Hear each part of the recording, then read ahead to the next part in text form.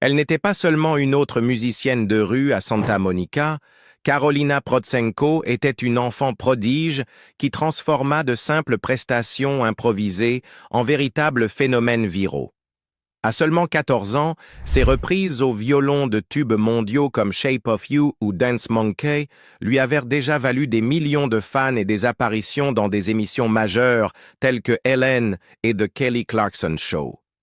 Mais ces dernières années, son histoire a pris un nouveau tournant, laissant beaucoup se demander « Que s'est-il réellement passé avec la jeune fille qui illuminait autrefois les trottoirs de son sourire et de sa musique ?» Racine précoce en Ukraine. Karolina Mykolaïevna Protsenko est née en 2008 à Kiev, en Ukraine, au sein d'une famille où la musique était bien plus qu'un simple passe-temps. C'était un mode de vie. Son père, Nikolai, était guitariste, tandis que sa mère, Ella, était à la fois pianiste et chanteuse. La musique emplissait chaque jour leur modeste foyer. Qu'il s'agisse des accords lumineux de la guitare, de la chaleur des touches du piano ou de la voix de sa mère flottant au-dessus d'une mélodie, Karolina grandit dans un univers sonore qui allait devenir très vite son propre langage. Dès ses premières années, Karolina montra une sensibilité inhabituelle à la musique. Des amis de la famille se souviennent qu'elle fredonnait déjà des airs avant même de pouvoir articuler correctement des mots et qu'elle se balançait instinctivement au rythme des sons qu'elle entendait. Contrairement à beaucoup d'enfants qui voient dans les instruments comme de simples jouets, elle semblait percevoir, même toute petite, qu'ils véhiculaient un sens et une émotion. Ses parents, tous deux musiciens formés, remarquèrent rapidement cette conscience et l'encouragèrent en l'exposant à une grande variété de styles. Chez eux, les chansons folkloriques ukrainiennes se mêlaient aux œuvres classiques, tandis que la radio diffusait des tubes occidentaux, offrant à Karolina une palette sonore riche et diversifiée. Mais en 2015, alors qu'elle n'avait que 6 ans, sa vie prit un tournant radical. La famille quitta Kiev pour émigrer aux États-Unis, s'installant à Simi Valley, en Californie. Pour une enfant, ce changement fut à la fois exaltant et déroutant. Nouvelle langue, nouvelles coutumes, nouvelle culture à apprivoiser. Pourtant, ce déracinement ouvrit aussi la porte à des opportunités qui allèrent changer le cours de sa destinée. La scène musicale foisonnante de Californie, entre conservatoires classiques, artistes de rue sur les trottoirs animés et l'industrie du spectacle omniprésente à Hollywood, offrait un terrain fertile où un prodige pouvait éclore. C'est dans ce nouvel environnement que l'identité musicale de Karolina commença à s'affirmer. Ses parents ne perdirent pas de temps et mirent tout en œuvre pour lui donner les moyens de développer son don. Ils l'inscrivirent à des cours formels de violon, convaincus que la structure et la rigueur de la formation classique lui apporteraient la discipline et la maîtrise technique nécessaires pour s'épanouir. Elle devint l'élève de Sam Fisher, un professeur de violon reconnu pour sa capacité à former de jeunes musiciens prometteurs. Sous sa direction, Karolina apprit bien plus que le placement des doigts et les techniques d'archet. Elle fut initiée aux bases de la théorie musicale, à l'entraînement de l'oreille et au langage expressif du violon. Fischer lui inculqua l'importance de la pratique quotidienne, l'encourageant à considérer l'instrument non pas comme une contrainte, mais comme une extension de sa propre voix. Karolina intégra ses leçons avec une rapidité surprenante. Son oreille musicale naturelle lui permettait d'assimiler des passages complexes d'une façon qui étonnait même son professeur. Pour les passants qui la découvriraient quelques années plus tard sur les trottoirs de Santa Monica, Karolina paraissait presque autodidacte, une enfant ayant simplement pris un violon et l'ayant maîtrisé d'instinct. Mais en réalité, son jeu révélait autre chose. La discipline indéniable de la formation classique superposée à un don inné. Des heures d'entraînement structurées à la maison, guidées par Fischer et soutenues par ses parents, lui donnèrent la précision. Son charisme naturel et sa connexion émotionnelle avec la musique donnaient à ses prestations cette magie unique.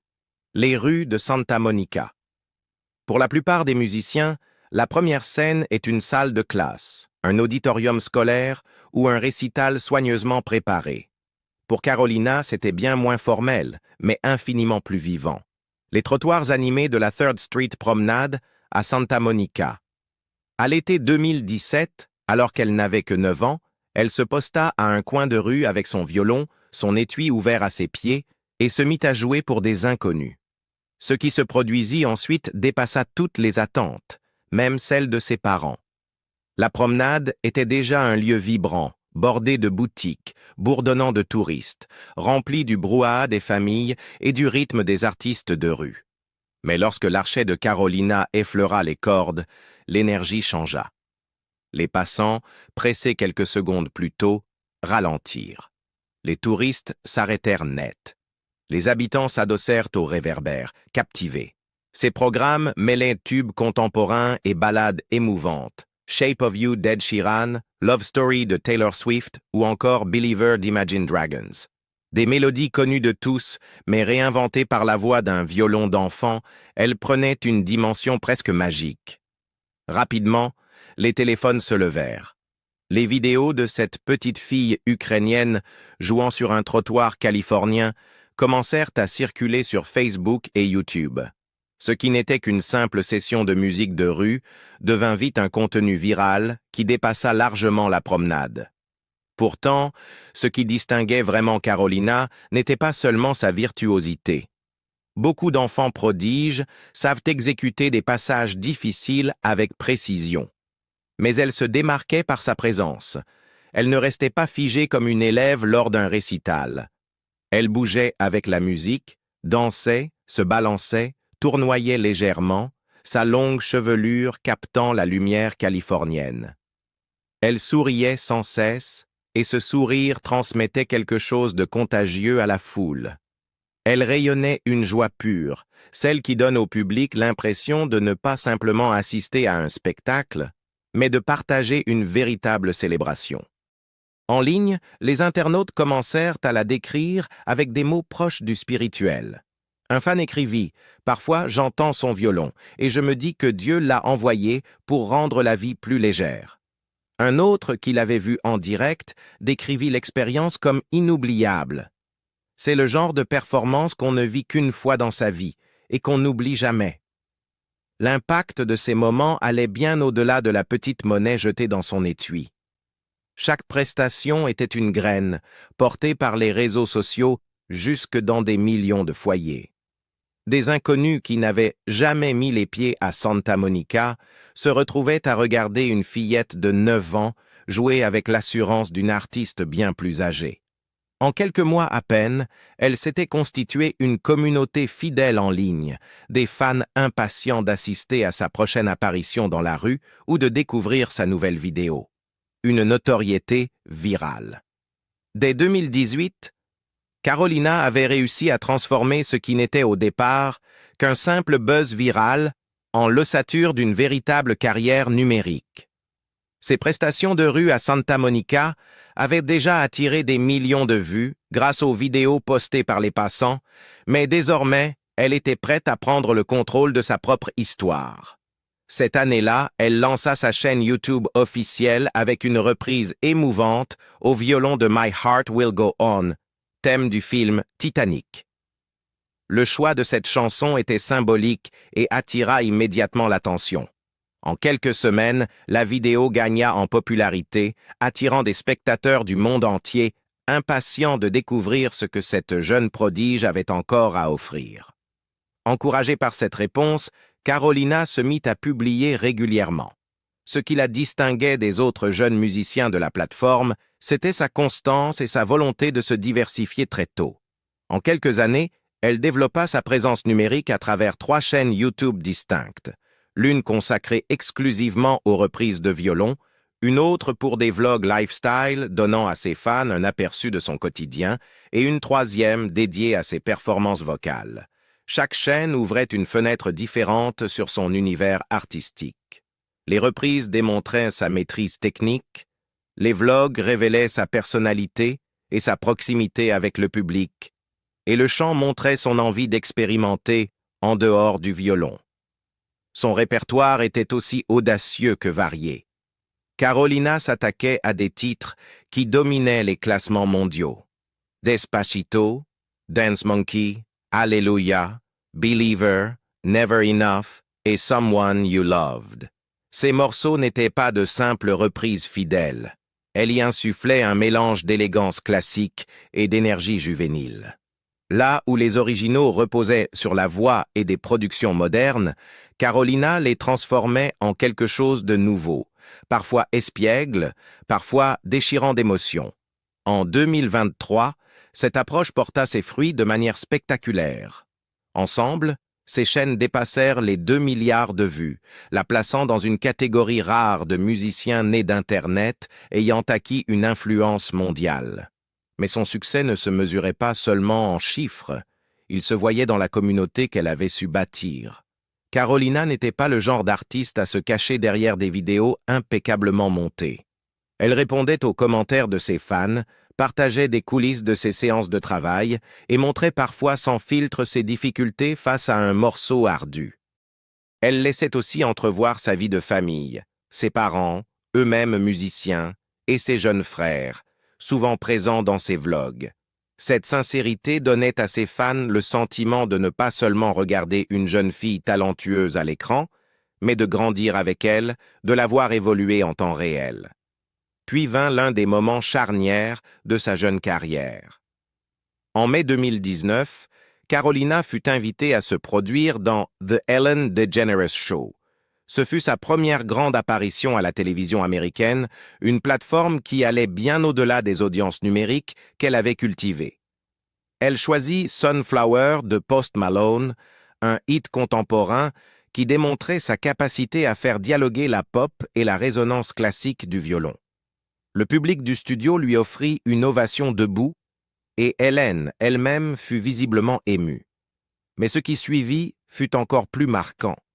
Ellen surprit Carolina avec un violon bleu fabriqué sur mesure, orné de stickers « As seen on Ellen », ainsi qu'un bocal à pourboire contenant 11 000 $ en liquide.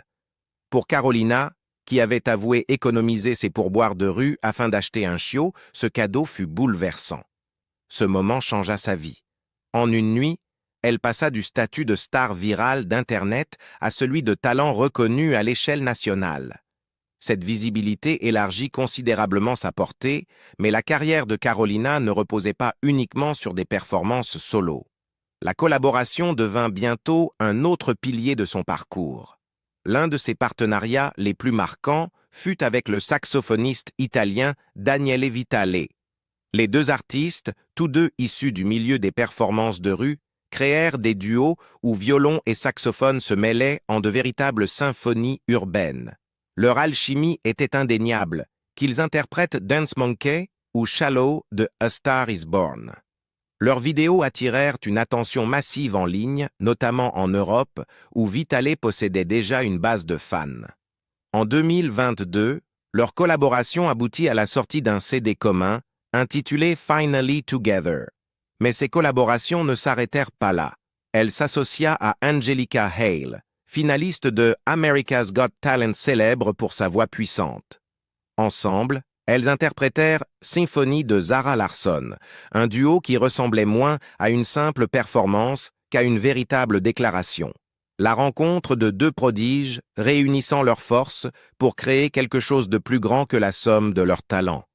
Peut-être le moment le plus personnel arriva en 2022 dans The Kelly Clarkson Show.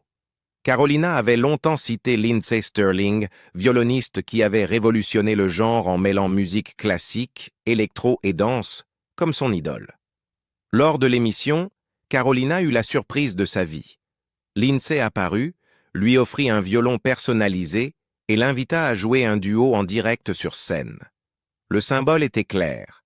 Stirling, autrefois pionnière, prouvant que les violonistes pouvaient s'épanouir dans la culture pop mainstream, passait le flambeau à une nouvelle génération. Même au sommet de sa carrière, Carolina n'abandonna jamais son instinct de réconfort et de connexion. Pendant la pandémie, alors que les concerts en direct étaient impossibles, elle tourna des clips musicaux dans des décors naturels, forêts, plages, jardins. Ce n'étaient pas de simples choix esthétiques. Ces vidéos visaient à offrir un peu de paix à ses fans durant une période d'incertitude. Des milliers de personnes lui écrivirent pour la remercier de les avoir aidés à rire, pleurer ou simplement s'évader quelques minutes dans son univers musical. À la fin de l'année 2023, elle atteignit un nouveau jalon, ses débuts orchestraux. En interprétant le concerto pour violon de Mendelssohn et Cinema Paradiso d'Ennio Morricone avec l'Orchestra Nova Ella, elle prouva qu'elle pouvait passer sans effort des trottoirs aux salles de concert classiques sans perdre le charisme qui l'avait rendue célèbre. En seulement 6 ans, Carolina avait parcouru un chemin que la plupart des musiciens mettent des décennies à franchir. Des ruses à YouTube, de la télévision de jour aux grandes scènes orchestrales, elle avait bâti une carrière équilibrant accessibilité et virtuosité. Et le plus incroyable, elle n'était encore qu'à l'adolescence, avec un avenir grand ouvert devant elle. Construire une entreprise aux multiples facettes. Le succès de Carolina n'a pas seulement été artistique. Il s'est aussi traduit par des résultats financiers impressionnants, surtout pour quelqu'un d'aussi jeune. En 2024, les analystes estimaient que ses seules chaînes YouTube généraient entre 1,5 et 3 millions de dollars par an en revenus publicitaires. Avec des vidéos attirant collectivement des dizaines de millions de vues chaque mois, ces chiffres témoignent de l'ampleur de sa portée mondiale. Certains mois, ses publications atteignent près d'1 million de vues par jour, la plaçant parmi l'élite des musiciens numériques dans le monde.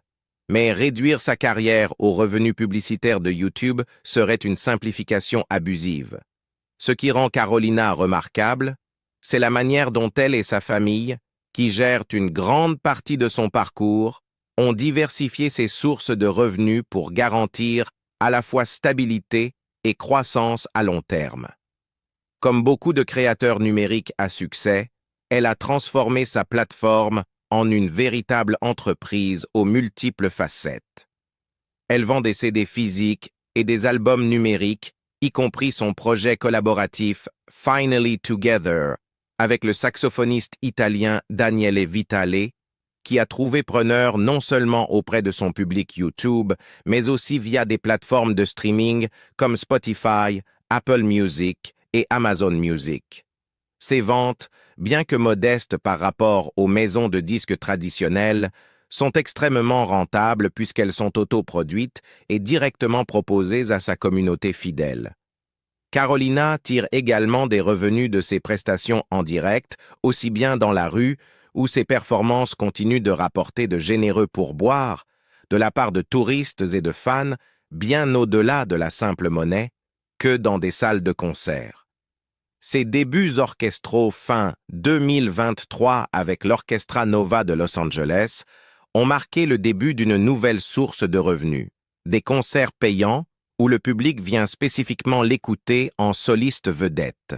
Ces apparitions renforcent non seulement sa crédibilité en tant qu'interprète classique sérieuse, mais elles élargissent aussi son image au-delà du monde numérique. Un autre volet lucratif est la vente de produits dérivés. T-shirts, sweats à capuche, affiches et accessoires à son effigie, ornés de son nom, de son logo ou de citations inspirantes, séduisent directement son jeune public mondial. Pour beaucoup de ses fans, acheter ses produits ne signifie pas seulement soutenir une artiste, mais aussi participer à son aventure. Dans le cas de Carolina, ses ventes représentent une part significative de ses revenus annuels. Les partenariats et collaborations avec des marques constituent un autre pilier de son écosystème financier. Avec plus de 10 millions d'abonnés sur YouTube, Instagram et Facebook, Carolina attire des entreprises désireuses de toucher son audience. Les collaborations avec des marques de musique, des produits lifestyle ou même des labels de mode apportent à la fois des revenus et une visibilité accrue lui permettant d'allier art et entrepreneuriat. Contrairement à certains influenceurs, Carolina a été sélective, s'associant surtout à des marques en phase avec son image de jeune artiste familiale, positive et inspirante. En plus de cela, Carolina a exploré des plateformes de soutien direct comme Patreon, où ses fans les plus fidèles contribuent par des dons mensuels en échange de contenus exclusifs, de nouvelles personnelles ou d'un accès anticipé à ses vidéos. Cette relation directe avec son public lui assure une source de revenus stable, indépendante des aléas des algorithmes des réseaux sociaux. Même de petites contributions, multipliées par des milliers de soutiens, créent une base solide pour sa carrière. Ce qui rend tout cela encore plus extraordinaire, c'est l'âge de Carolina. À seulement 15 ans, elle n'est pas seulement musicienne, mais aussi entrepreneuse, gérant une carrière multicanale. Alors que de nombreux adolescents artistes s'en remettent à des managers ou à des labels, Carolina a bâti son empire principalement avec l'appui de ses parents, qui supervisent ses réseaux sociaux, sa production et sa gestion financière. Grâce à leurs conseils, elle a pu rester indépendante, gardant le contrôle de son image, de sa musique et de ses revenus, d'une manière que beaucoup de jeunes artistes de l'industrie traditionnelle ne peuvent se permettre. En 2024, sa fortune était estimée à environ 2 millions de dollars. Certains experts suggérant qu'elle pourrait être nettement supérieure si l'on tenait compte des partenariats, des ventes de produits dérivés et des cachets de concerts non déclarés. Plus important encore, elle a mis en place un modèle durable qui la protège des écueils liés à la dépendance envers une seule plateforme. Si ses vues YouTube venaient à diminuer, ses revenus issus des concerts, du merchandising et des partenariats viendraient compenser l'impact. Que s'est-il vraiment passé avec Carolina? L'expression « que s'est-il vraiment passé » laisse souvent penser à un scandale caché ou à une disparition dramatique. Mais dans le cas de Carolina Protsenko, la vérité est bien plus naturelle et peut-être encore plus captivante. Elle n'a pas du tout disparu des projecteurs. Au contraire, elle a évolué. À la mi-2025, Carolina n'était plus seulement une enfant prodige. À 16 ans, bientôt 17, elle atteignait l'âge où beaucoup d'anciens enfants stars peinent à rester pertinents. Pendant des années, les fans avaient adoré son innocence et sa joie, mais elle savait qu'elle ne pouvait pas vivre éternellement dans l'ombre de ses performances d'enfant. C'est ainsi qu'en juillet 2025, elle fit une annonce audacieuse. Désormais, elle se produirait sous un nouveau nom de scène, Carolina Rose. Ce changement de nom portait une symbolique immense. Protsenko était le nom qu'il avait défini comme prodige, associé aux vidéos de rue, aux coins de trottoir et à ses premières reprises devenues virales. Rose, en revanche, évoquait la maturité, la beauté et l'affirmation de soi. C'était le signe qu'elle était prête à éclore dans sa propre identité artistique et non plus à se contenter de la nostalgie de son enfance.